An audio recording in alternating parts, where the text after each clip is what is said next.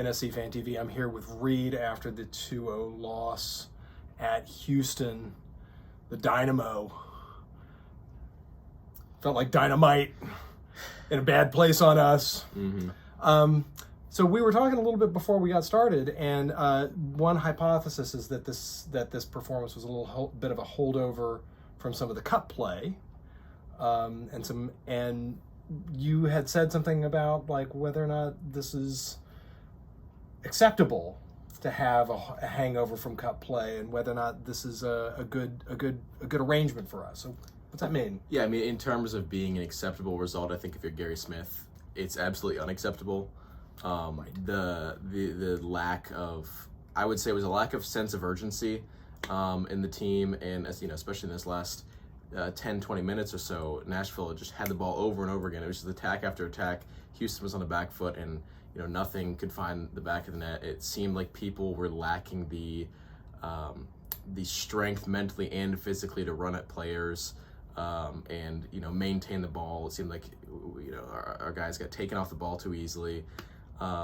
And so I think if you're Gary Smith, and I think he did use the word unacceptable in a post-game interview, and from what I saw from all the official writers who cover the team, they were all saying that they've never noticed Gary Smith this frustrated after a result. So I think if you're Gary Smith, you have to be fuming. You have to let your team know this is not the kind of performance, even with a cup game happening, we can't accept this. But I think if you're a fan... if you're a fan, you have to kind of roll with the punches with this one, because, when you look at the facts, you see Walker Zimmerman and Hani Mukhtar had both played the entire game against Real Salt Lake, and then I believe, unless I'm forgetting something, they played all 20 minutes against Atlanta. Yeah. And, there were a couple other players. I think Davis played, he got subbed out in the Atlanta game, but he had played the vast majority of the minutes there. And some more of our key guys had gotten a large share of minutes, and let's keep in mind too, Leal and Godoy are hurt. Right. So you kind of have to go into the game knowing, and Mukhtar didn't get the start. He came in at halftime because we were absolutely nothing on offense without him. But that's a problem. That's a freestanding other problem. Exactly, that's something to address maybe at another time. Yeah, but I think. So I think if you're a fan, you kind of have to understand that. Look, when your star guys, your key players who are going to be playing every minute, have just gotten on the back, they're off the back of a 120-minute performance against Atlanta, they're not going to be able to bring it the way they normally do. And granted, even a less than perfect, an 80% performance should be enough to get you over the line against Houston, especially at 10-man Houston. You kind of have to know that you're going to have games like this every now and then if you're going to play for a cup competition. So these are the kind of things that, we can't be happy with it. We can't applaud it. But now is not the time to be saying, fire Gary Smith or get rid of, that's an overreaction. I mean, I've seen people in our away stretch who were saying Gary out, and that's absolutely not. Absolutely not. Maybe if we're at the end of the season, we're out of the playoffs or something, then you start raising questions. But right now, we are good under Gary Smith. No time for overreactions if you're a fan, in my opinion. So, and the crucial thing to remember is that look, with the MLS, at least with the MLS Cup, the later season stuff, that's a mid-table race to be eligible for the playoffs. Yeah. That's a mid-table race. And so in some ways, slow and steady wins the race, or not wins the race, but at least gets you in. And of course, you don't want to be mid-table, but to your point, all you have to do to contend is to be mid-table. And we saw it in the MLS Cup 2 years ago. I can't remember who it was. It was New England Revolution. I think they made it to the Eastern Conference semis as an 8 seed who had to win a play-in game. So all you have to do is be in. Once you're in, then you may have to play on the road. You may have to play on the road, which is no good. But at the very least, you're in. Exactly. And so you've still got a chance. But and let's not forget too, going into last season, we were thinking, okay, let's just make the playoffs. That was our objective. If we're number 7, we're good. And we shocked the world in getting that 3 seed, but almost contending for that 2 seed. Of course, you want to be near the top of your conference, but if you're Nashville, I think mid-table is a satisfactory result as long as you can get in the playoffs and contend for a cup. So we're already looking at like late October, early November. We're talking like that's crazy that we're talking about that right now.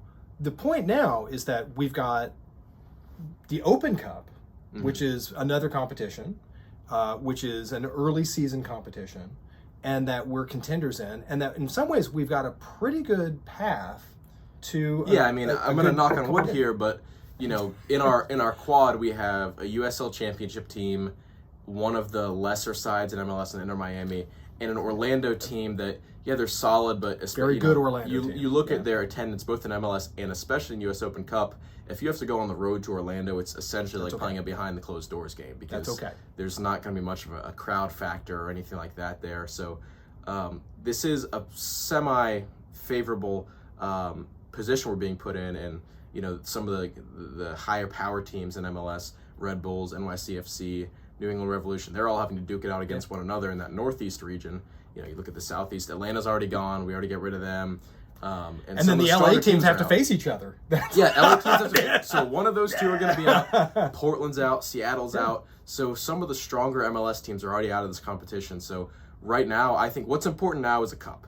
I think your objective needs to be finish the season with some silverware. If you finish the season with, first place in the Western Conference or second place in the Western Conference or whatever, but you get out of the U.S. Open Cup, you lose in the playoffs.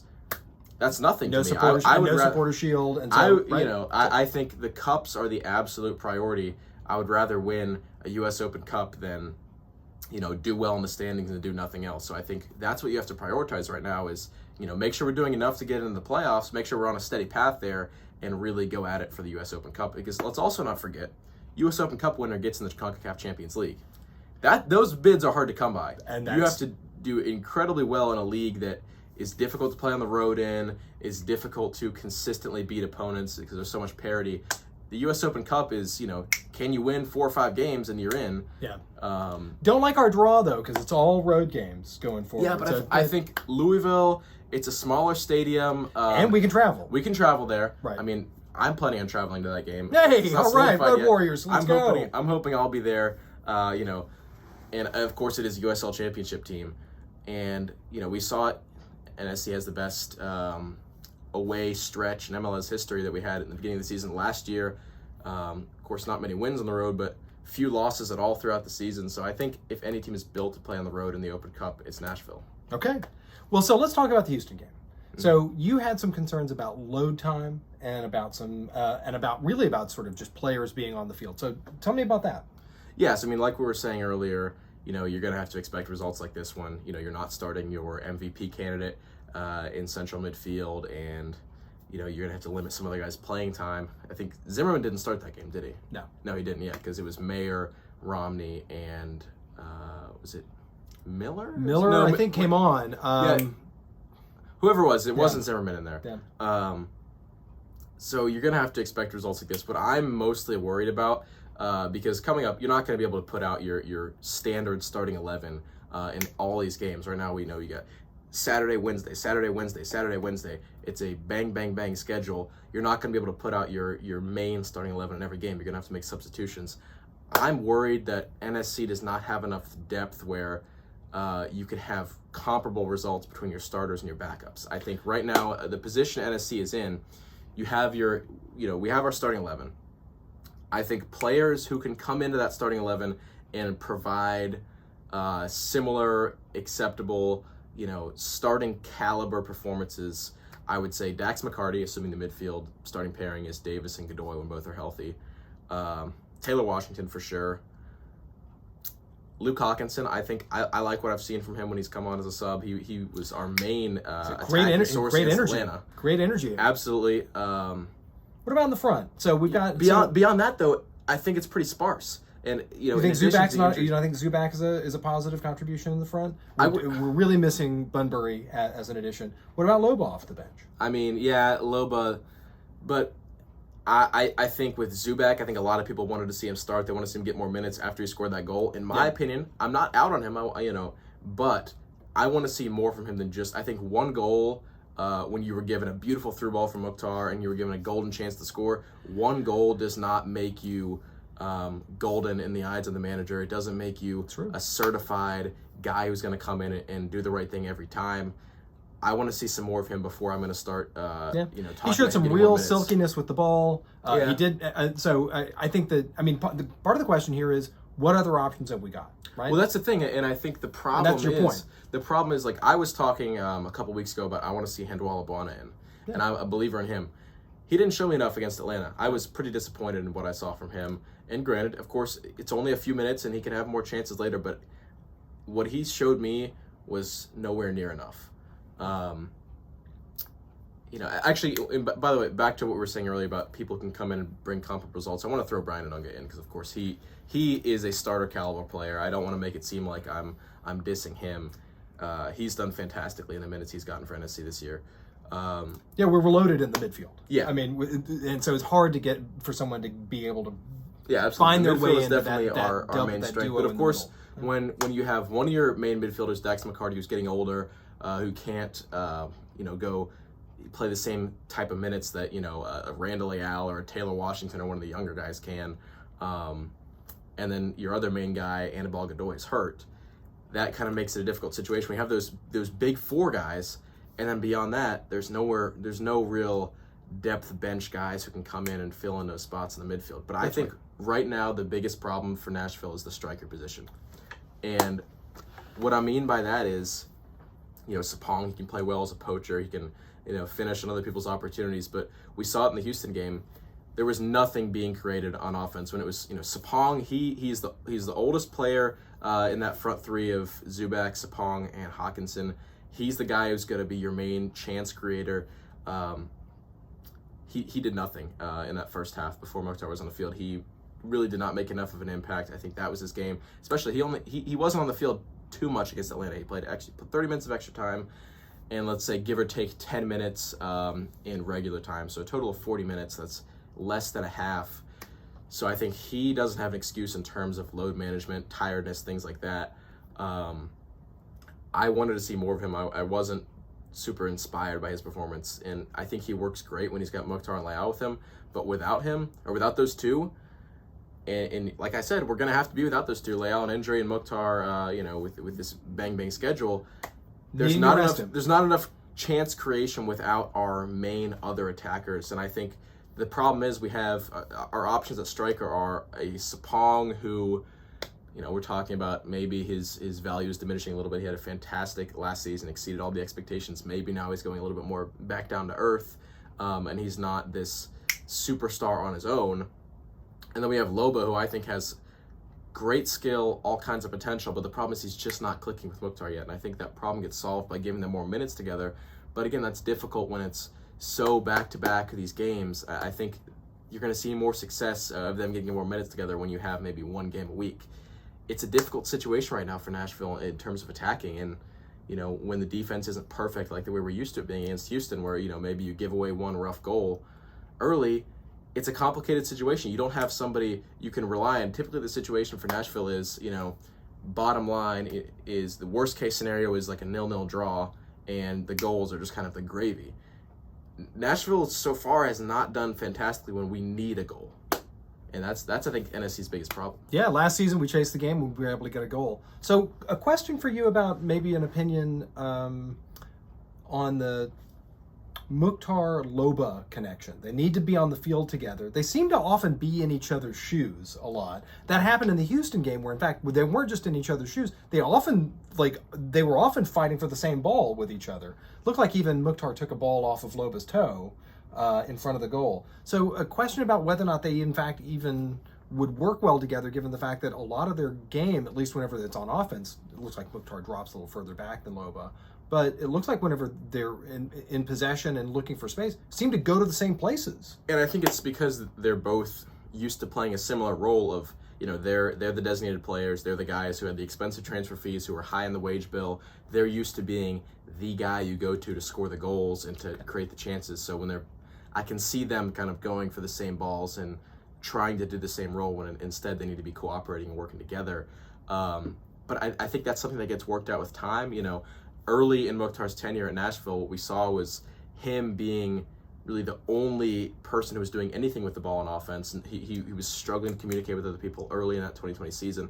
Eventually it worked out. He got more accustomed to playing with Leal. Eventually when Sapong came in, that became a fantastic duo. Right. So I really do think when they get more minutes together, it can work. And I think it's just an issue need of to play communication. together. Okay. They need to be on the field together in games. They need to be on the field together on the training field. Right. Because I don't know, obviously, I'm not at NSC practices, but I would imagine with the way things are, typically if they're put into a first team and a second team, Loba's probably on that second team as opposed to the first team. I think they need to be getting more minutes together. Maybe they are now. With the way things are going, maybe Gary is mixing and matching the squads in training with, considering the fact that they're going to have to be mixed and matched in these upcoming games. We have a big game against Montreal coming up, big game against Atlanta, and of course the Cup game at Louisville. Maybe they're going to mix and match more, but I think they just need to play together more.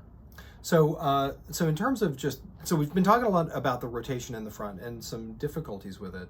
One of the things that you had mentioned was that Sapong wasn't getting a lot of service. The balls were coming in, but they were mostly sort of low hoppy crosses. So question about whether or not even sort of just the approach is working, whether or not this is the right, or whether or not we need to change that approach if the personnel changes. A lot of crossing, which is a kind of a low percentage chance creator. Is that part of the problem, or is that part of the solution, given the fact that we can seem to be able to create a lot of them? Well, I think the crossing and, just the whole concept of having wingbacks only really works when we have a strong threat in the middle, because that way you keep them honest through the middle, you exploit options out wide, or vice versa. And when you have guys, when you have Sapong, there's never really going to be creating a lot of chances. Maybe he'll be the target man for a pass, but he's never going to be the one who's running at defenders, weaving in and out, doing things like that. When you have him in the middle, and then your other attackers are Hawkinson, who likes to go a little bit more out wide, Zubak, who's definitely more of an out wide kind of guy, Washington and Wheel as the wingbacks, who are definitely wide-oriented players, and you don't have a big chance creator in the middle. You don't have a main central midfielder or a central attacker. It doesn't really work, and I think Washington, he was fantastic against Columbus. That was a game where he really impressed and showed that he deserves to be getting more starts. And he was exploiting that wing, putting balls in the middle. Of course, he made that cross that Wheel ended up capitalizing on and scoring. And there were many more of those plays that are developing the attack out wide. That only really works when you have a guy like Mukhtar in the middle who is a threat that the offense says, all right, or the defense says, all right, we'll let you have the wings as long as we're locking down Mukhtar, and then the wings can exploit the defense. Right. When you don't have that, it's a little bit more difficult. And so maybe if Mukhtar's not playing, maybe we should experiment with different formations, maybe try something like a 4-3-3. I know Duncan was talking about that a couple weeks ago after, the Real Salt Lake game. I think suggestions like that could have some merit, and we could try something like that. But right now, when the offense is not, the biggest problem is I think we're relying too heavily on Mukhtar. And when that's the case, and when he's not in the team, it's not working. So I think that's something that needs to be assessed, and maybe when Mukhtar plays, he should be with.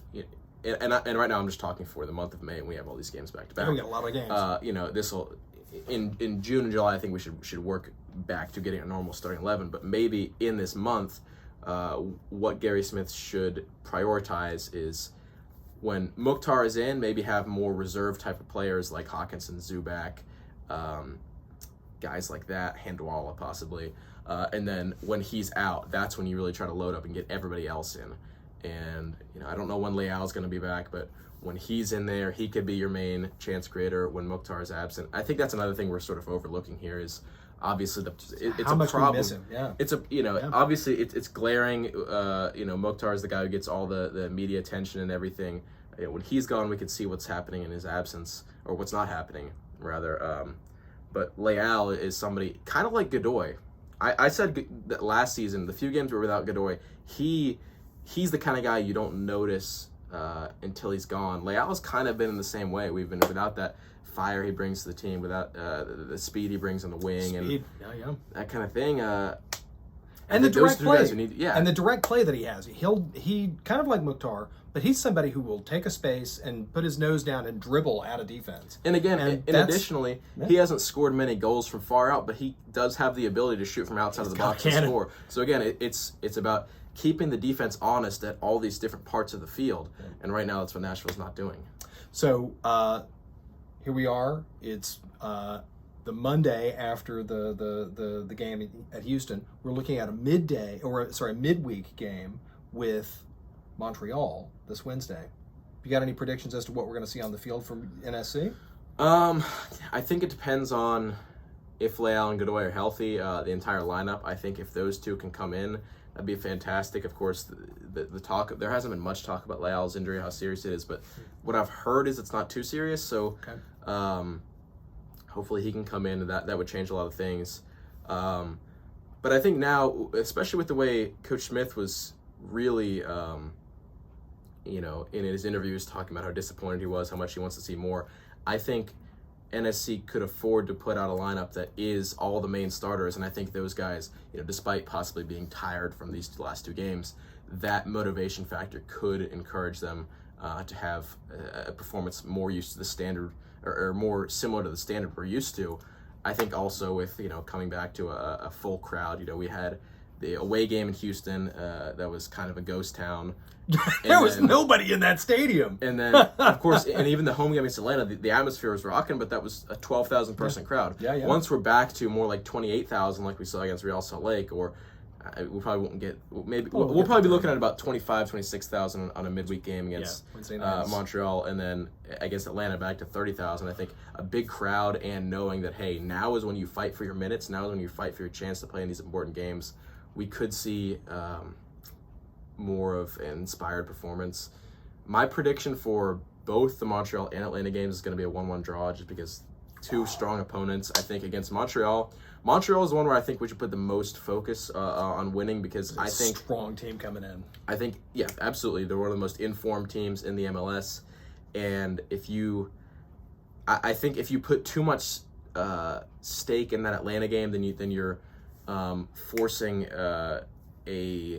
you're forcing your lineup to be a little bit more like what we saw against Houston, against Louisville, and I think we need to come in with to the Louisville game as if it's a cup final. We need to treat all these cup ties as if they are the deciding game.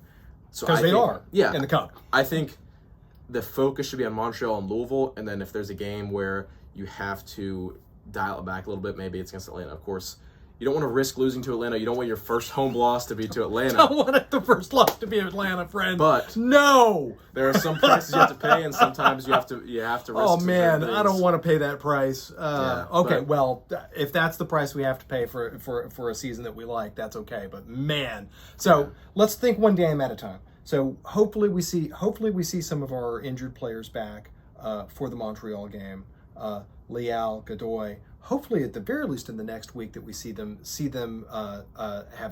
being able to get back on the field, and hopefully we all show up for that Montreal game midweek. Going to be keeping you up late. You're going to be showing up at work on Thursday morning a little bleary-eyed, but hopefully happy, right? Yeah. Every high school kid, all the high school seniors. We're nearing the end of the school year. Is skip day coming up, man? Yeah, I mean, my school is, that's actually the first day my school is out. I know some other schools are being out. So if you're a, 17, 18-year-old, I know you're going to be able to get to that game. So I'll encourage you all to do that. But, hopefully the crowd will be nice for that game. I think in terms of a lineup prediction for that one, I would say one thing I'd be interested in seeing, we haven't seen it yet this season, but I think we could see Lovitz play at right back, because Muil he's played in all three of the last three games, if I'm not mistaken, against Salt Lake, Atlanta, and Houston.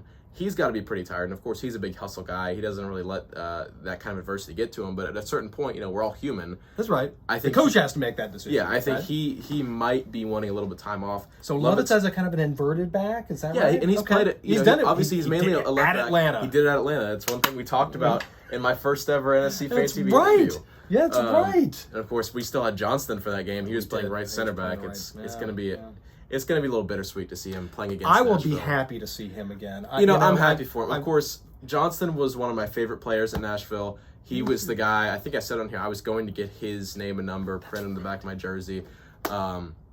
That's not going to happen anymore, but I'm happy for Johnston because he's back in his home country. He played some of his academy or youth soccer in Quebec, if I'm not mistaken, and of course he's playing for the Canadian national team. I'm happy for the guy. He seems to be loving his time at Montreal. Yeah, he's having a good career. It will be bittersweet to see him though, because I don't want him to have a good game against us. Yeah, I hope if there's one stinker for Johnston this season, I hope it's at Geodis. Or maybe we'll see him play well and everybody else everyone else play terribly. poorly. Yeah. But yeah, I think. Lovitz at right back I think could work. I think So Washington and Lovitz together just to give Wheel some time off, I think that could work. I don't want to see Eric Miller on the field. I pray he's not playing right center back or right wing back because he just seems to be too much of a liability for me to be playing in any sort of meaningful game. And the Houston game was not necessarily too meaningful. He played in that, and it didn't really work. And so I think he's going to have to prove a little bit more. I don't think he made a great case for himself against Houston. So I think Washington and Lovitz together as the wing backs. Back three, I think you can just go with the normal Mayer, Zimmerman, Romney. It's not like there are many other options. You have, I think, Longmire's out, Castellanos is out, and Longmire's never played an MLS game before either. Longmire's not yet seen the field. So I think your back three has to be that. Maybe if you wanted to, you could swap Mayer out for Miller to play right center back, but maybe I could see That's that roll of the happening. dice, friend. I could see that happening against Atlanta, maybe to save one of those center backs for Louisville. But I think in the midfield, I would say after the McCarty performance against Houston, I want to see Davis and Nunga together because McCarty's a terrific player, but I think he's only terrific on certain nights. I think if you overwork him, he sort of loses that magic, and I think he looked a little bit overworked in that game. He's one of those guys, kind of like Taylor Washington, where if he plays maybe one every 4 games or something, then he's going to give you a 10 out of 10 performance. But if you play him too much, then it starts to deteriorate a little bit. So I think give him his rest. Maybe he'll have his time to shine against Atlanta on the weekend. So a Davis and Godoy midfield partnership. And then in attack,